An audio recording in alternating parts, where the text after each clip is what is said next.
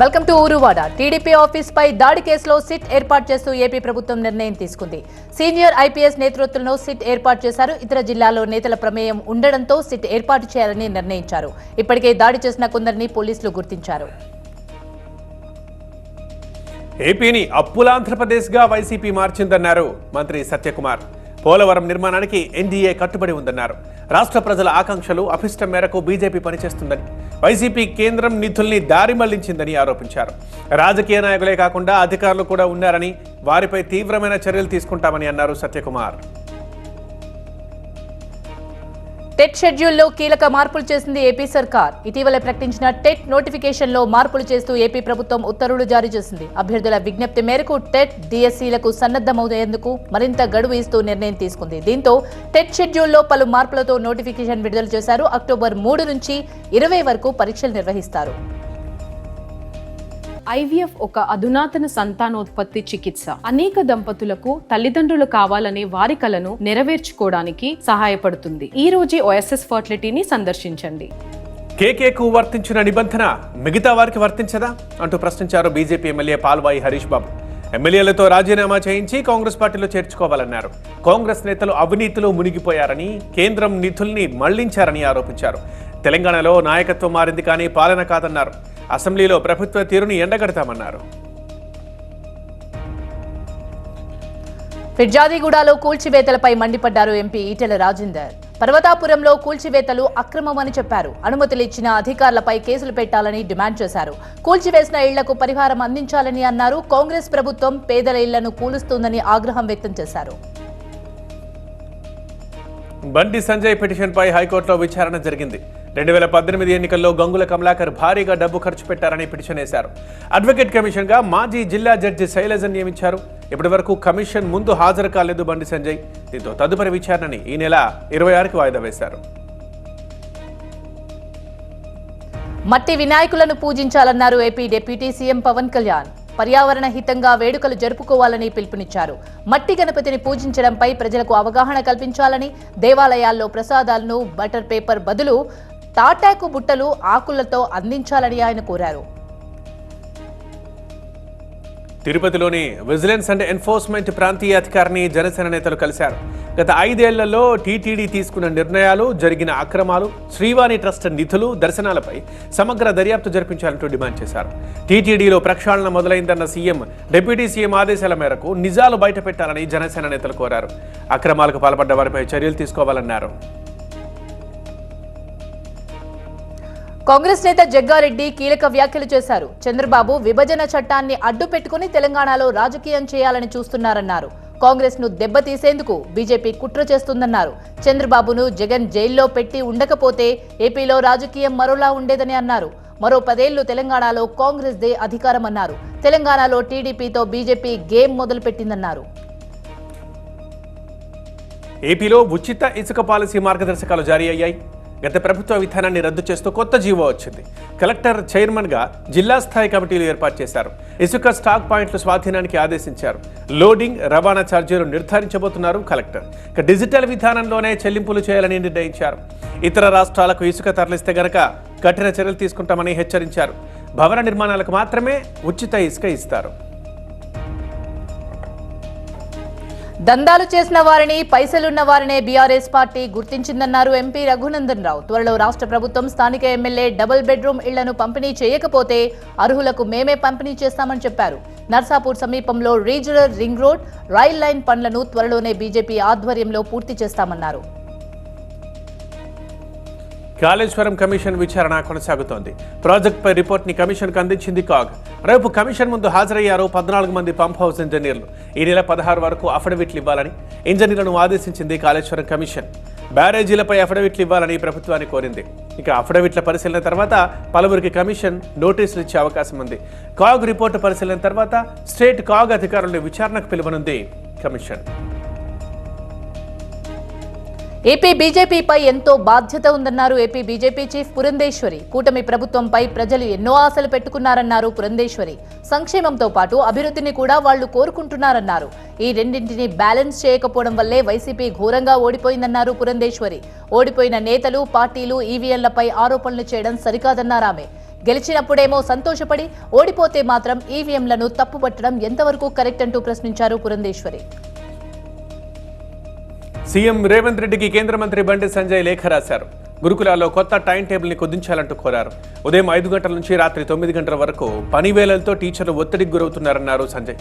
వెంటనే వార్డెన్ పోస్టుని భర్తీ చేయాలన్నారు. కరీంనగర్ జిల్లా పోలీసులకు బకాయిలతో పాటు సరెండర్ లీవ్ బిల్స్ చెల్లించాలన్నారు సంజయ్.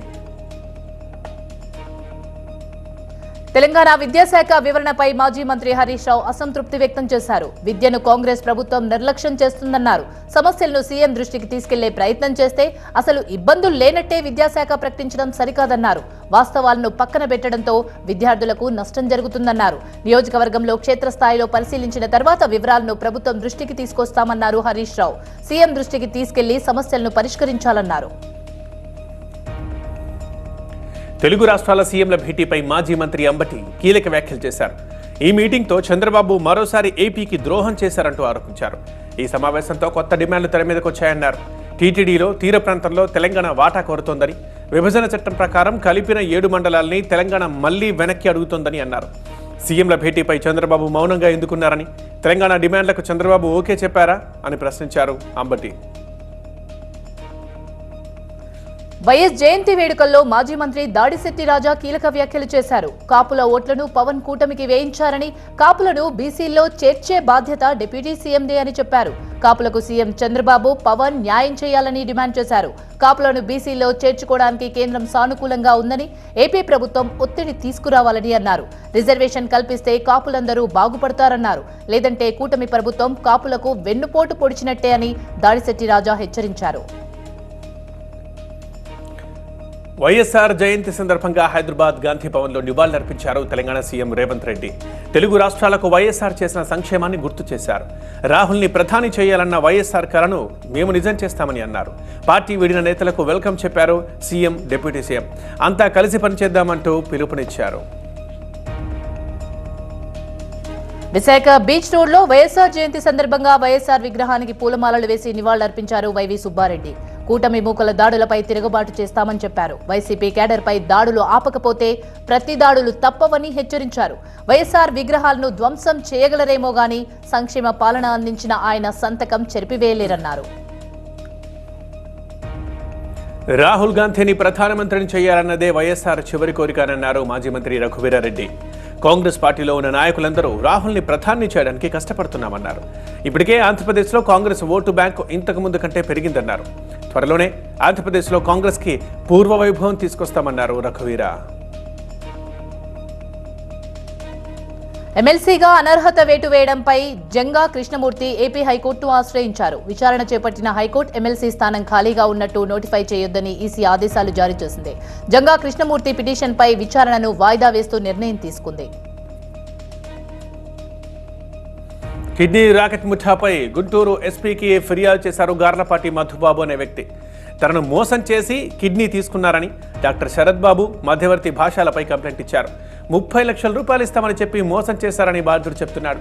విజయ హాస్పిటల్లో ఆపరేషన్ చేశారన్నాడు మధుబాబు.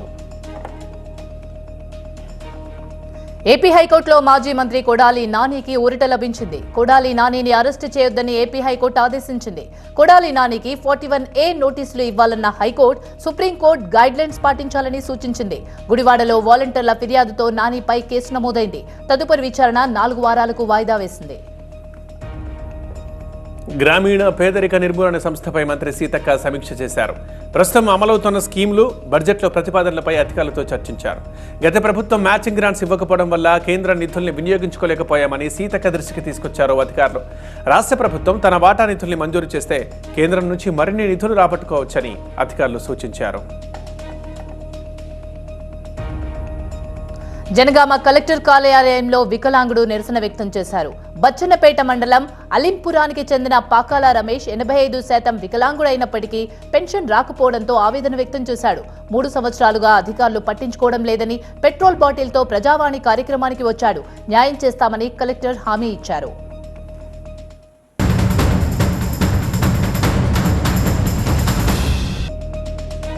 హైదరాబాద్ రామంతపూర్ పాలిటెక్నిక్ కాలేజీలో జీహెచ్ఎంసీ ఆధ్వర్యంలో వన మహోత్సవ కార్యక్రమం నిర్వహించారు. మొక్కలు నాటడం అంటే భవిష్యత్తు తరాలకు సహకారం అందించడమే అన్నారు మంత్రి పొన్నం ప్రభాకర్. ప్రభుత్వం ఎన్ని కార్యక్రమాలు చేసినా ప్రజల సహకారం అవసరమన్నారు. ప్రజలందరూ వారి కుటుంబ సభ్యులు, బంధువుల పేరుతో మొక్కలు నాటాలంటూ పిలుపునిచ్చారు.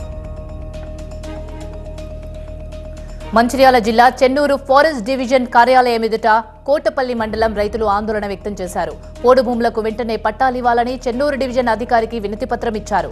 రైతుల నిరసనకు బీజేపీ నాయకులు మద్దతు తెలిపారు. పోడు భూములకు పట్టాలివ్వాలని కేంద్ర మంత్రి కిషన్ రెడ్డిని కూడా కలుస్తామన్నారు. ఎన్టీఆర్ జిల్లా అల్ట్రాటెక్ సిమెంట్ కంపెనీలో బాయిలర్ పేలుడు ఘటనపై ప్రభుత్వం సీరియస్ అయింది. జగ్గయ్యపేట ఎంఆర్ఓ సకాలంలో స్పందించకపోవడంపై కలెక్టర్ ఆగ్రహం వ్యక్తం చేశారు. ప్రమాదం జరిగిన టైంలో విధుల్లో ఉన్న కార్మికుల్లో ఒకరు చనిపోగా పలువురికి తీవ్ర గాయాలయ్యాయి. క్షతగాత్రులకి వేర్వేరు ఆసుపత్రుల్లో చికిత్సను అందిస్తున్నారు. మృతుడి కుటుంబానికి 50 లక్షల పరిహారం ప్రకటించారు జిల్లా కలెక్టర్ సృజన. బాయిలర్ పేలుడు ఘటనపై స్పందించారు కార్మిక శాఖ మంత్రి వాసంశెట్టి సుభాష్.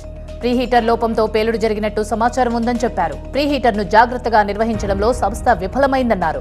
ఘటనలో బాధ్యులపై చర్యలు తీసుకుంటామన్నారు. మరోవైపు ప్రమాదంలో గాయపడిన వారికి మెరుగైన వైద్యం అందించాలని సూచించారు ఎమ్మెల్యే.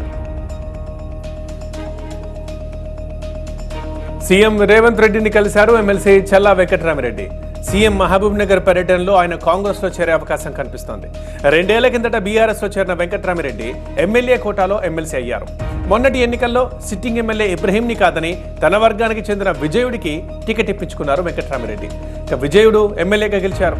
ఇప్పుడు వెంకటరామిరెడ్డి పార్టీ మారుతుండటంతో ఆయన అనుచరుడిగా పేరున్న ఎమ్మెల్యే విజయుడు కూడా పార్టీ మారుతున్నారా అన్న ప్రశ్నలు వస్తున్నాయి.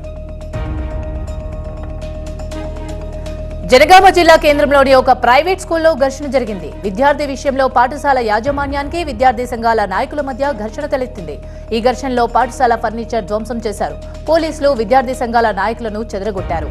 ఈ గొడవ దృశ్యాలు సీసీ కెమెరాలో రికార్డయ్యాయి.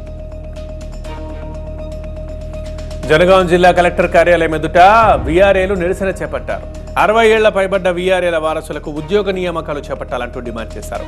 గత ప్రభుత్వ హయాంలో కొంతమందికి ఉద్యోగ నియామకాలు చేపట్టి మరికొంతమందిని వదిలేశారన్నారు. సీఎం రేవంత్ రెడ్డి తమ గోడును విని తమకు న్యాయం చేయాలంటూ విజ్ఞప్తి చేశారు. అనకాపల్లి జిల్లా రాంబల్లిలో బాలిక హత్య కేసులో పోలీసులు కీలక నిర్ణయం తీసుకున్నారు. నిందితుడి ఆచూకీ చెబితే 50,000 రూపాయల నగదిస్తామని బహుమతి ప్రకటించారు. బాలికను హత్య చేసిన తర్వాత డ్రెస్ మార్చుకొని పారిపోయినట్టు గుర్తించారు. హత్య జరగడానికి ముందు నిందితుడు ధరించిన దుస్తులతో కూడిన ఫోటోని విడుదల చేశారు. సోషల్ మీడియాలో ఓ చిన్నారిపై అసభ్యకర వ్యాఖ్యలు చేసిన ఘటనపై మంత్రి సీతక్క ఆగ్రహం వ్యక్తం చేశారు.